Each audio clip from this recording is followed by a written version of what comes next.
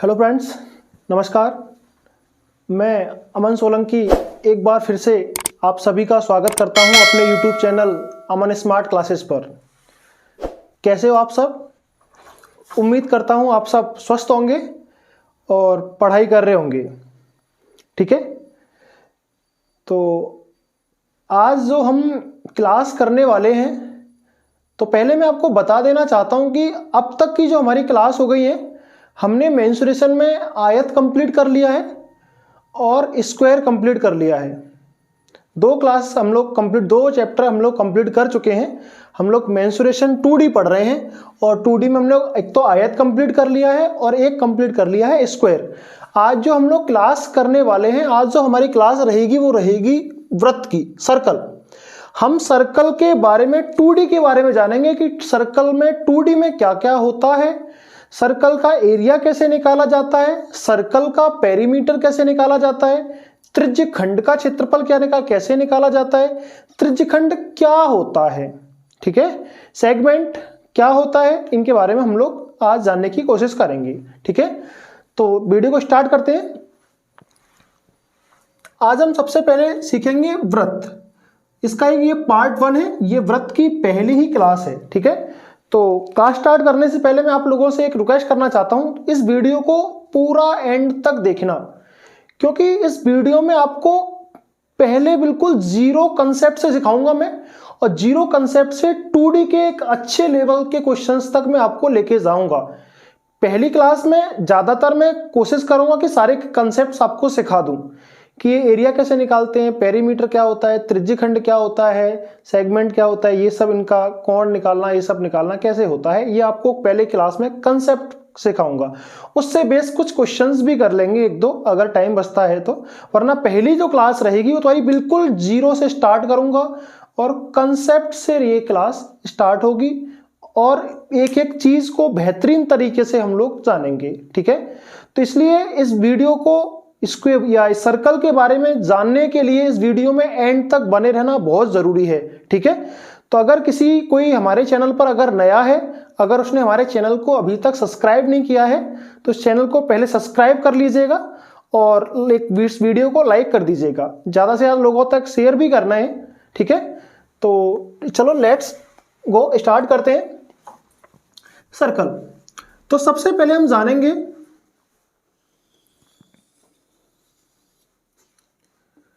कि सर्कल होता क्या है। सर्कल होता क्या है? किसी एक निश्चित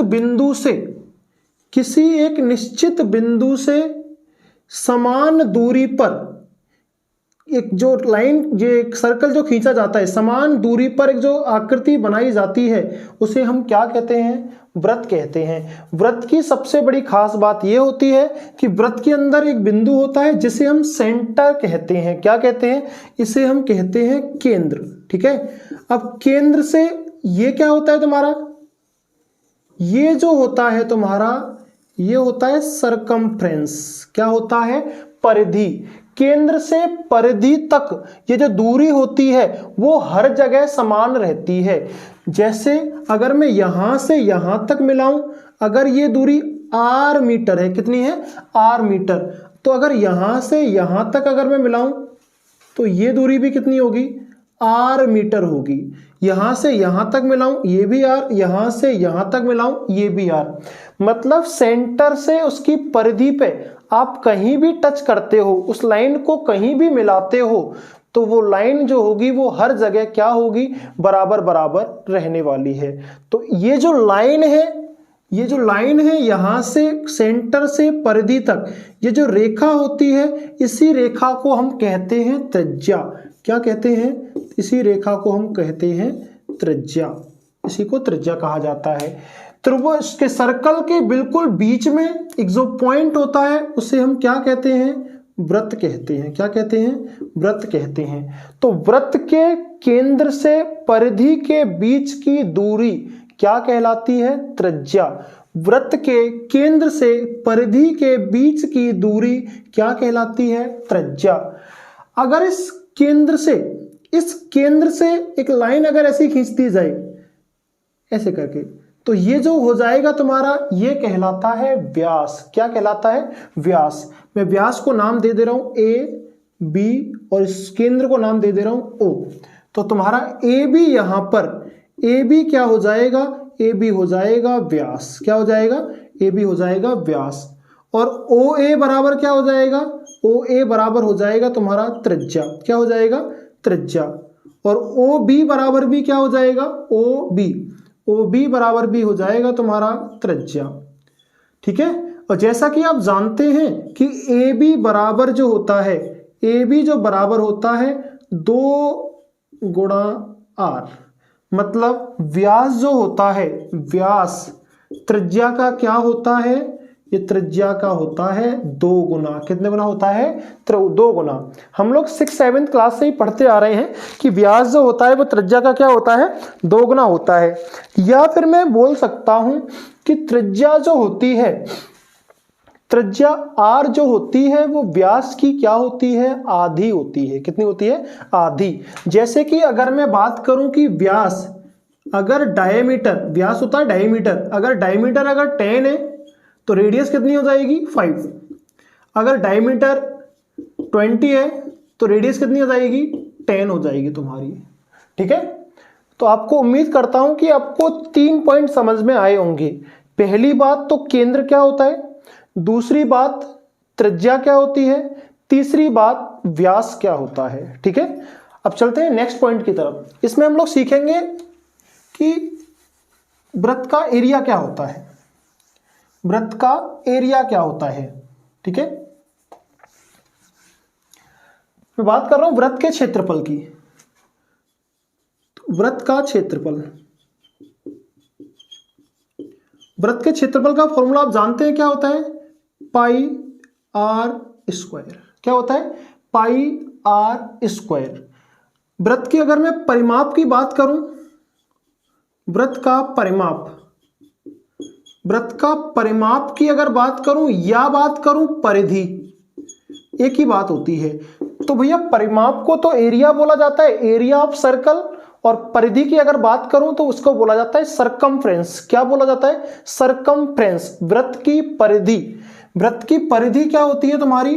2 पाई आर। क्या होती है? 2 पाई आर। ठीक है।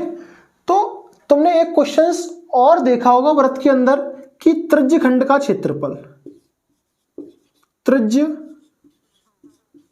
खंड का क्षेत्रफल।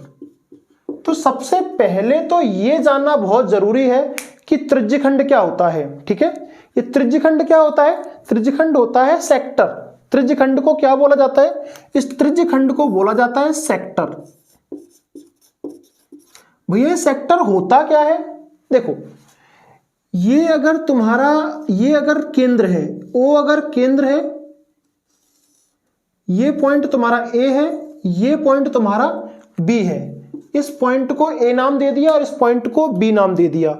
तो ये जो है तुम्हारा, ये जो है ये पॉइंट ए, ये पॉइंट तुम्हारा बी।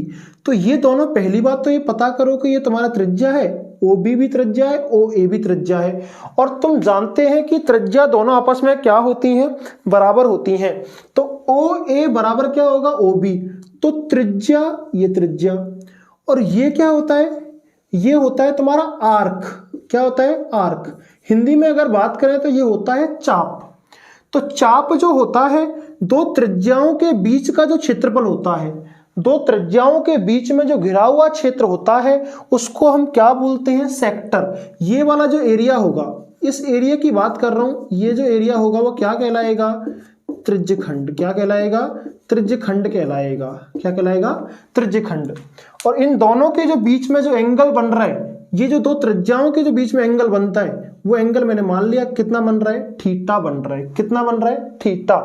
तो त्रिज्य खंड का जो क्षेत्रफल होता है, तो पहली बात देखो, चेक करो, पहले लिखेंगे पूरे वृत्त का क्षेत्रफल, पाई आर स्क्वायर।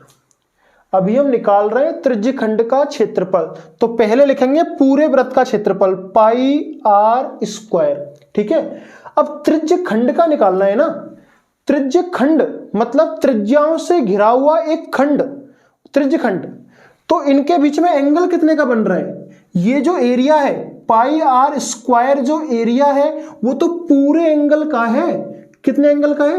पूरे एंगल का है। और पूरे सर्कल का एंगल कितने का होता है? 360 डिग्री का। कितने का होता है? 360 डिग्री का। और हमें निकालना है केवल इतने ही एंगल का। ये एंगल है कितना? ये एंगल है तुम्हारा थीटा। और पूरा कितने का होता है? 360 का। 360 में से केवल थीटा निकालना है। तो त्रिज्यखंड का क्षेत्रफल कितना हो जाएगा? पाई आर स्क्वायर थीटा बट्टे 360। जैसे अगर मैं मान लूं, सुनना जरा ध्यान से, जैसे वृत्त का जो पूरा सर्कल होता है वो पूरा एंगल कितने का बनता है? 360 का बनता है। कितने का बनता है? 360 का। अगर उसके मैं 4 टुकड़े कर दूं तो एक एंगल कितने का बनेगा? 90 का।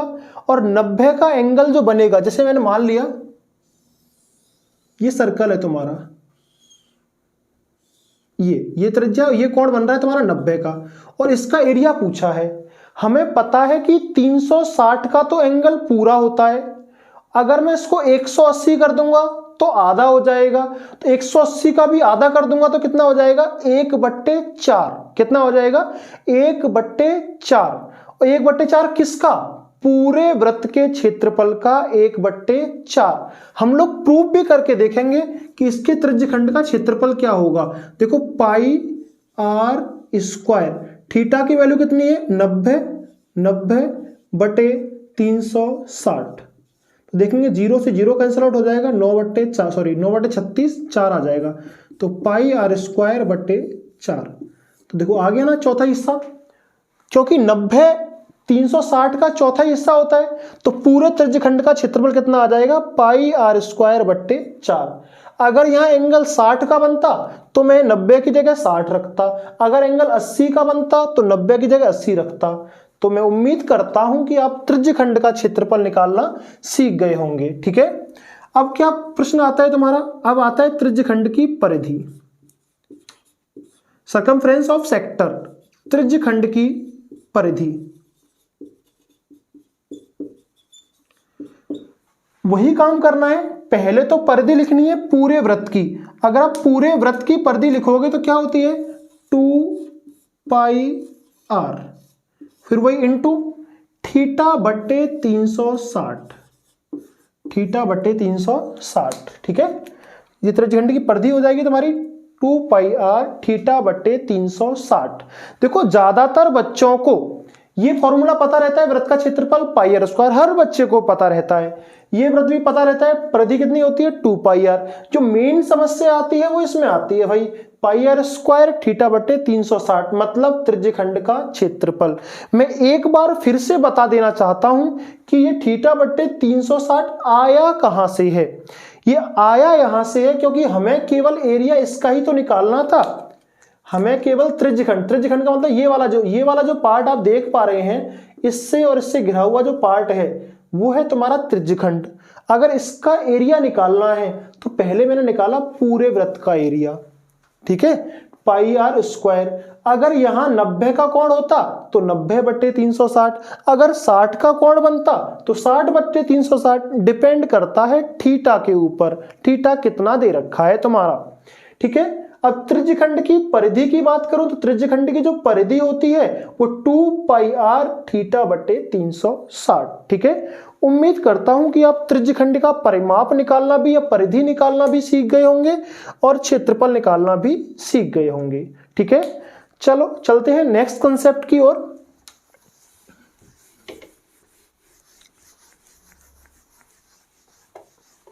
अभी इससे रिलेटेड क्वेश्चंस भी करेंगे, अभी थोड़ा सा कंसेप्ट तो बचे हैं एक दो, उन कंसेप्ट को जरा जान लें हम।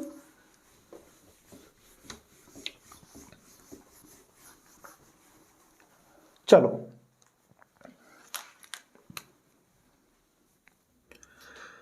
मैंने यहां एक वृत्त बनाया है, मैंने इसकी O और ये पॉइंट मान लिया A। तो OA तुम्हारा क्या हो जाएगा? OA जो हो जाएगा तुम्हारा हो जाएगी त्रिज्या। तो मैं 3 चीजें लिखूंगा, त्रिज्या, मैं लिखूंगा परिमाप परिमाप में लिखूंगा क्षेत्रफल। अब देखना क्वेश्चंस कितनी आसानी से होंगे, आपको जो वैल्यू दी है आप इजीली क्वेश्चंस को चुटकियों में सॉल्व कर पाएंगे। देखना जरा, ये कंसेप्ट सीखना बहुत जरूरी है, ये कंसेप्ट जरा ध्यान से देखना इसको, क्योंकि अगर आपको ये कंसेप्ट अगर समझ में आ गया तो आप 2D के सर्कल वाले क्वेश्चंस आप इजीली सॉल्व कर देंगे, आपको ज्यादा दिमाग लगाने की जरूरत नहीं पड़ेगी। मैंने मान लिया कि r बराबर कितना है तुम्हारा 7, यहां लिख दे रहा हूं r बराबर 7। जैसे ही मैं r बराबर 7 लगाऊंगा तो परिमाप कितना हो जाएगा 2 पाई r, ठीक है।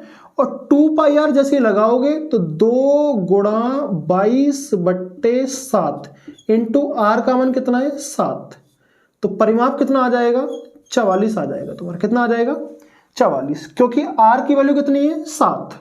क्षेत्रफल अगर लगाऊंगा तो पाई r स्क्वायर, पाई की वैल्यू 22/7 इंटू आर की वैल्यू 7 इंटू 7, 7 से 7 कैंसल आउट हो जाएगा, 22 गुणा 7 होता है तुम्हारा 154। कितना होता है 154, ठीक है। अब जरा ध्यान से देखना एक बार फिर, r बराबर मैंने अब लिया है 14, कितना लिया है 14, कितना लिया है 14। r बराबर 14 जैसे ही मैं लूंगा तो तुम्हारा परिमाप कितना हो जाएगा 2 गुणा 22/7, ये तो देखो सेम रहेगा 2 गुणा 22/7, इसकी जगह कितना हो जाएगा 7 की जगह हो जाएगा 14। कितना हो जाएगा 14, 7 से काटूंगा तो 2 बार।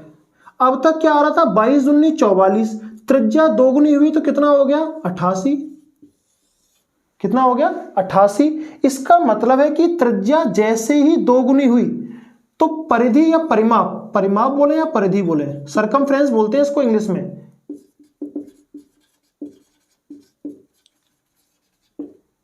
सरकमफ्रेंस, परिधि भी कितनी हो गई दोगुनी हो गई। ऐसे अगर मैं एरिया निकालूंगा तो पाई r स्क्वायर, पाई की वैल्यू 22/7, r की वैल्यू देखो लगाना, r की वैल्यू कितनी है 14 गुणा 14, 7 दूनी 14, तो निकालेंगे जरा देखना कितना हो रहा है। देखो 22 14 और तो गुणा 2 करूंगा तो 22 गुणा 28, ठीक है। अगर 22 8 अगर चेक करें तो कितना होता है तुम्हारा 176 की 6 हासिल 17, 22 दूनी 44 और 17 कितना होता है 61, तो कितना आ जाएगा तुम्हारा 616। 616 आपको क्या नीचे तक दिख रहा है क्या, जरा एक बार चेक करो कि नीचे तक दिख पा रहे हैं कि नहीं देख पा रहे हैं। तो यहां से देखो मैं ऊपर लिखता हूं थोड़ा सा, यहां से एक कंसेप्ट आपको निकल के आया होगा, देखना अब ये कंसेप्ट बहुत जरूरी है। ये दिख रहा है ऊपर r बराबर अगर 7 है तो परिमाप कितना आता है, परिमाप आ रहा था 44, r बराबर 7 थी तो परिमाप आ रहा था 44 और एरिया क्षेत्रफल कितना आ रहा था, क्षेत्रफल आ रहा था तुम्हारा 154, ठीक है। अगर मैं r बराबर जैसे ही मैंने 14 लिया, मतलब r को कितना कर दिया 2 गुना, तो परिमाप भी कितने गुना हो गया 2 गुना, तो परिमाप बोले तो या परिधि बोले हो गया 88। लेकिन एरिया कितना गुना हो गया 616 हो गया एरिया, तो 154 का कितने गुना हो गया भैया, ये भी 2 गुना हुआ है, ये भी 2 गुना हुआ है, लेकिन एरिया में तो स्क्वायर आता है ना, तो एरिया स्क्वायर गुना होगा, कितने गुना 2 का स्क्वायर गुना, तो कितने गुना हो गया 4 गुना। कितने गुना हुआ है 4 गुना हुआ है। 4 चौक 16 की 6 हासिल 1, 4 पंजे 20, 21, 2 4 एकम 4 और 2 6। तो यहां से जरा मैं जब त्रिज्या को 3 गुना करूंगा तो मेरी नई त्रिज्या कितनी हो जाएगी 21। कितनी हो जाएगी 21। तो परिमाप भी कितने गुना हो जाएगा तुम्हारा, परिमाप भी 3 गुना हो जाएगा, तो परिमाप आ जाएगा तुम्हारा 132। कितने गुना हो गया 3 गुना हो गया। तो ये एरिया कितने गुना हो जाएगा, एरिया कितने गुना हो जाएगा 9 गुना हो जाएगा, तो 154 गुणा 9, ठीक है। तो आपको ये बात समझ में आ रही होगी कि अगर मैं त्रिज्या को k गुना करता हूं, कितने गुना करता हूं 7k, तो परिमाप कितने गुना हो जाता है 44k गुना हो जाता है। एरिया कितने गुना हो जाएगा 154k स्क्वायर, 154k स्क्वायर। तो मैं आपको यहां एक बार फिर से बता देना चाहता हूं कि अगर किसी वृत्त की त्रिज्या को अगर 2 गुना किया जाता है तो परिमाप भी 2 गुना हो जाता है, लेकिन उसका एरिया 4 गुना होता है। अगर त्रिज्या को 3 गुना किया जाता है तो परिमाप भी 3 गुना होता है, लेकिन एरिया 9 गुना होता है। अगर त्रिज्या को 4 गुना किया जाता है तो परिमाप भी 4 गुना होता है, लेकिन एरिया तुम्हारा 16 गुना होता है। कितने गुना होता है? 16 गुना होता है। ठीक है, तो अब भैया यहां से क्वेश्चंस कैसे बनने वाले हैं, यहां से क्वेश्चन कैसे बनेंगे तुम्हारे? तो एक बार मैं आपको क्वेश्चन बना के दिखा दे रहा हूं, क्वेश्चन बनेंगे कैसे।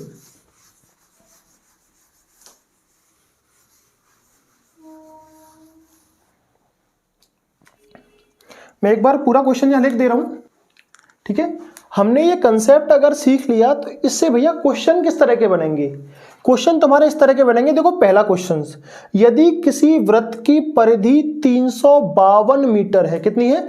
352 मीटर है, तो उसकी त्रिज्या क्या होगी? देखो इसको नॉर्मल स्टूडेंट कैसे करता? इसको नॉर्मल स्टूडेंट करता 2πr।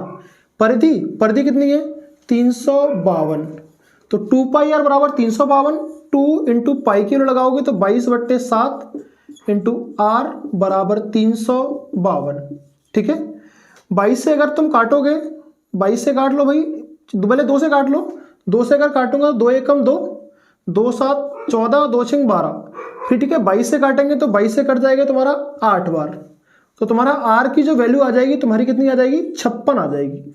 आर का मान कितना आ गया? 56 आ गया। लेकिन आपको अगर आपने ये कंसेप्ट सीखा है तो आप इसको देखो चुटकियों में कैसे सॉल्व कर सकते हैं, इजीली सॉल्व कर पाएंगे, थोड़ा सा आसान हो जाएगा। मुझे पता है कि परिधि कितनी है तुम्हारी? 352, जो सरकमफ्रेंस जो दिया हुआ है वो 352 दिया हुआ है। मैं जानता हूं कि जब मेरी परिधि 44 होती थी, कितनी होती थी? 44, तो रेडियस कितना आता था? 7 आता था। तो परिधि को करना कितना है? 352, तो परिधि कितने गुना हो गई है? परिधि हो गई है 44 से 352, इसका मतलब है कि 8 गुना हुई है। तो त्रिज्या भी कितने गुना हो जाएगी? त्रिज्या हो जाएगी तुम्हारी 8 गुनी, तो नई त्रिज्या कितनी आ जाएगी? 56। ठीक है, बिल्कुल दोबारा समझो एक बार। अगर त्रिज्या अगर 7 होती थी तो परिधि आती थी 44। हम सीख चुके हैं, अगर त्रिज्या 7 आएगी तो परिधि कितनी आएगी? 44।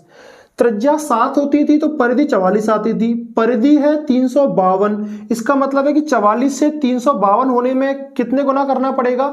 8 गुना। तो त्रिज्या भी तो 8 गुनी होगी। हमने यहां कंसेप्ट वही तो सीखा था कि जितने गुना त्रिज्या बढ़ती है उतने ही गुना क्या बढ़ता है? तुम्हारा परिमाप बढ़ता है। लेकिन अगर यहां पर एरिया पूछा होता, क्या पूछा होता? एरिया। अगर इस क्वेश्चन का क्षेत्रफल पूछा होता तो कैसे निकालते? हमें पता है कि त्रिज्या जब 7 होती है तो परिमाप तो 44 होता है, एरिया कितना होता है? 154। कितना होता है? 154। अब ये जो है त्रिज्या कितने गुनी हुई है? 56 गुनी। तो भैया एरिया कितने गुना हो जाएगा तुम्हारा? एरिया हो जाएगा तुम्हारा 154 गुणा 64। इसको सॉल्व करेंगे तो जो आंसर आएगा वही हमारा एरिया हो जाएगा।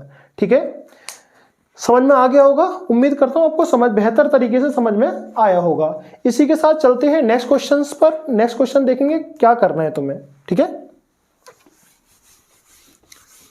अगर एक बार आपको अगर नहीं समझ आया तो एक बार वीडियो को बैक करके जरूर देखिएगा, आपको इजीली समझ आ जाएगा और ये क्वेश्चंस आप इजीली सॉल्व कर पाएंगे। अब यहां से देखो एक क्वेश्चन कैसे बन सकता है। क्वेश्चन डायरेक्टली करूंगा, डायरेक्टली करने की आप भी कोशिश करेंगे कि यदि किसी वृत्त की त्रिज्या 5 गुनी हो जाती है तो उसके क्षेत्रफल पर क्या प्रभाव पड़ेगा? त्रिज्या अगर 5 गुनी हो जाती है तो क्षेत्रफल पर क्या प्रभाव पड़ेगा, मतलब क्षेत्रफल कितने गुना हो जाएगा? तो बताओ जरा जल्दी से आंसर, क्षेत्रफल कितने गुना हो जाएगा? तो आपका आंसर आएगा कि क्षेत्रफल हो जाएगा 25 गुना। कितने गुना हो जाएगा? 25 गुना। अगर आपसे क्वेश्चन पूछता है कि यदि किसी वृत्त की त्रिज्या x गुनी हो जाती है, कितने गुनी हो जाती है? x गुनी हो जाती है, x टाइम बढ़ा दिया जाता है उसको, x गुनी जब हो जाएगी तो उसके परिमाप पर क्या प्रभाव पड़ेगा? तो भैया परिमाप भी x गुना हो जाएगा। कितने गुना हो जाएगा? x गुना। क्षेत्रफल पर क्या प्रभाव पड़ेगा, क्षेत्रफल x स्क्वायर गुना हो जाएगा। कितने गुना हो जाएगा, x स्क्वायर गुना हो जाएगा। ठीक है, एक क्वेश्चन और, यदि क्षेत्रफल 225 गुना हो जाता है, यदि किसी वृत्त की त्रिज्या को बढ़ाने पर क्षेत्रफल 225 गुना हो जाता है, तो त्रिज्या व परिमाप कितने गुना हो जाएंगे, यह है तुम्हारा क्वेश्चन। दोबारा पढ़ेंगे एक बार। यदि क्षेत्रफल 225 गुना हो जाता है तो त्रिज्या और परिमाप पे कितना गुना हो जाएंगे या क्या फर्क पड़ने वाला है। तो देखो क्षेत्रफल कितना हो रहा है, 225 गुना। इसका मतलब क्या है कि क्षेत्रफल कितना बढ़ रहा है, क्षेत्रफल जो बढ़ रहा है 15 का स्क्वायर बढ़ रहा है। कितना बढ़ रहा है, 15 का स्क्वायर। तो परिमाप कितने गुना बढ़ेगा, तो परिमाप 15 गुना बढ़ेगा। त्रिज्या कितने गुना बढ़ेगी, त्रिज्या भी 15 गुना बढ़ेगी तुम्हारी। उम्मीद करता हूं आपको समझ में आ रहा होगा, क्योंकि ये 225 किसका स्क्वायर होता है, 15 का। तो ये 15 का स्क्वायर बढ़ा है, तो परिमाप भैया 15 गुना बढ़ेगा और त्रिज्या भी कितने गुना बढ़ेगी, 15 गुनी बढ़ेगी तुम्हारी। ठीक है, उम्मीद करता हूं कि आपको ये जो मैंने आपको कंसेप्ट सिखाया है बेहतर तरीके से आपको समझ में आ गया होगा। ठीक है, इसी के साथ चलते हैं नेक्स्ट क्वेश्चंस पे। इससे रिलेटेड क्वेश्चन करेंगे। अभी हम कंसेप्ट सीख रहे हैं थोड़ा सा। चलो चलते हैं नेक्स्ट क्वेश्चंस पर। आपको ये सर्कल दे रखा है, ठीक है। अगर मैं इसकी बात करता हूं तो तुम्हें यहां पर जो दे रखा है, ध्यान से देखना क्वेश्चंस। ये जो दे रखा है R1 दे रखा है,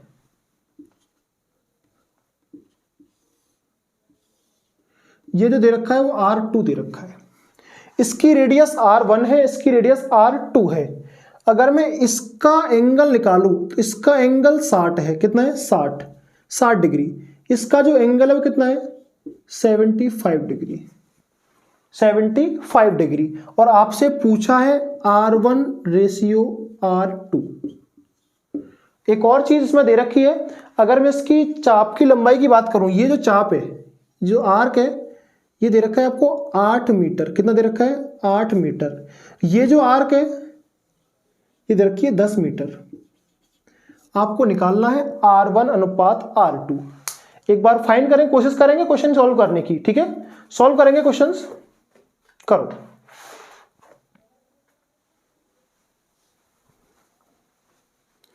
एक बार क्वेश्चन पूरा सॉल्व करेंगे। R1 अनुपात R2 कितना आएगा तुम्हारा। ठीक है,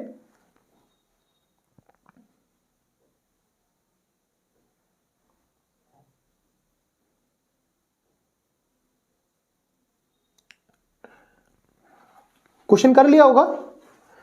आपका जो भी आंसर आ रहा हो अभी चेक करते हैं कितना आंसर आ रहा है। देखो इसको एक बार चेक करो। इस ऐसे क्वेश्चंस को करेंगे कैसे, मैंने चेक किया θ1 जो दे रखा है और θ2 जो दे रखा है। θ1 तो मैं दे रखा है 60 और θ2 जो दे रखा है वो दे रखा है 75। इनका अगर मैं रेशियो निकालता हूं तो 15 चौक 60 और 15 पंजे 75। मतलब θ1 रेशियो θ2, θ1 बाई θ2 आ गया 4/5, 4/5 आ गया तुम्हारा। ठीक है, तो ये जो अनुपात होगा तुम्हारा θ1 अपॉन θ2, ये जो 4 अनुपात, ये जो आर की लंबाई है, तो आर की लंबाई का अनुपात अगर निकालूंगा तो 8/10 बराबर R1 upon R2 into θ1 upon θ2, θ1 upon θ2। 8, देखो इसको सॉल्व करेंगे, देखो 4 बार, इसको सॉल्व करेंगे 5 बार, तो 4/5 R1 अपॉन R2 बराबर इंटू θ1 का और θ2 का मान कितना आया, 4/5। 4/5 से 4/5 कट जाएगा तुम्हारा, तो R1 अनुपात R2 कितना आ जाएगा तुम्हारा, 1:1 आ जाएगा तुम्हारा। ठीक है, उम्मीद करता हूं कि आपको ये क्वेश्चन समझ में आया होगा। समझ में आया होगा। अगर नहीं भी आया तो देखो, मैं आपको, ये तो एकदम छोटा तरीका मान सकते हैं इसको, मैं इसको एक बार बेसिकली तरीके से करने की कोशिश करते हैं। ठीक है, इधर चेक करते हैं। पहले मैं इसका एरिया निकालूंगा। किसका एरिया निकालूंगा, इसका।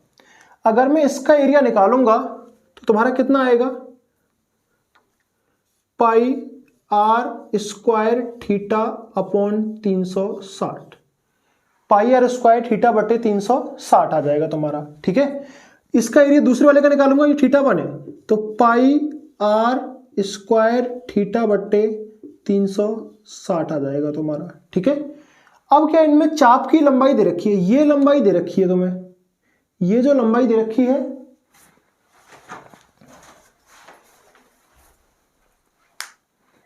ठीक है, ये क्वेश्चन तो तुम्हारा ऐसे सॉल्व हो जाएगा तुम्हारा। अब कुछ बच्चों को ये क्वेश्चन समझ में नहीं आया होगा कि भैया आपने, कि सर आपने ये फॉर्मूला कैसे लगा दिया, ये फॉर्मूला आया कहां से। तो मैं आपको एक थोड़ी छोटी चीज सिखाता हूं कि ये फॉर्मूला आया कहां से है। अगर मुझे किसी भी चाप की लंबाई निकालनी हो, अगर मुझे कोई आर्क निकालना हो, मुझे अगर आपको चाप निकालना हो तो चाप में कैसे निकालते हैं, चाप निकालते हैं, चाप की जो लंबाई होती है, ये जो लंबाई होती है वो निकालते हैं हम त्रिज्या गुणा एंगल। ये होता है तुम्हारा radius into theta, radius into क्या होता है, थीटा होता है तुम्हारा। अब एंगल चेक कर देखो, चाप की लंबाई कितनी दे रखी है तुम्हें, 8, त्रिज्या कितनी है R1, थीटा कितना है 60। तो यहां से अगर R1 की वैल्यू निकालूंगा तो कितना हो जाएगा, 8/60, ये R1 आ गया तुम्हारा। ठीक है, अब यहां से फिर लगाओ, चाप बराबर क्या होता है, त्रिज्या गुणा एंगल। चाप की लंबाई कितनी है 10 बराबर त्रिज्या कितनी है तुम्हारी R2, त्रिज्या कितनी है R2 इंटू थीटा कितना है 75। तो R2 बराबर कितना हो जाएगा 10/75। तो आपसे पूछा क्या है, R1 अनुपात R2 पूछा है, तो R1 रेशियो R2 पूछा है, तो 8/60/10/75। ठीक है, 10 का गुणा इसमें करेंगे और 75 का गुणा इसमें करेंगे, तो ऊपर कितना हो जाएगा 600, नीचे भी कितना हो जाएगा 600, 600 कट जाएगा, आंसर आ जाएगा 1:1। ठीक है, अगर आपको ऐसे समझ में नहीं आया तो आप ऐसे समझ लीजिए। ये बिल्कुल कंसेप्ट से सिखाया है मैंने तुम्हें, ये बिल्कुल थोड़ा सा शॉर्ट कर दिया था, क्योंकि हम जानते हैं सबसे पहले अब θ1 अपॉन θ2, क्योंकि ये एक फॉर्मूला होता है कि ये डायरेक्ट फॉर्मूला लिखा दे रहा हूं, चाप जो आर्क होता है, चाप को आर्क बोलते हैं, चाप 1 अपॉन चाप 2 बराबर R1 upon R2 into θ1 upon θ2, ये होता है फॉर्मूला। अब ये फॉर्मूला भाई बना कैसे है, ये फॉर्मूला बना ऐसे है, चाप बराबर R इंटू एंगल। जब भी चाप की लंबाई निकालनी हो तो मैं ये जो आर्क अगर निकालना हो तो आप रेडियस में किसका मल्टीप्लाई कर देंगे, इसका मल्टीप्लाई कर देंगे, आपका क्या आ जाएगा, चाप की लंबाई आ जाएगी तुम्हारी। तो आपका अनुपात कितना हो जाएगा, 1:1 हो जाएगा तुम्हारा। ठीक है, इसी के चलते हैं नेक्स्ट क्वेश्चन पे।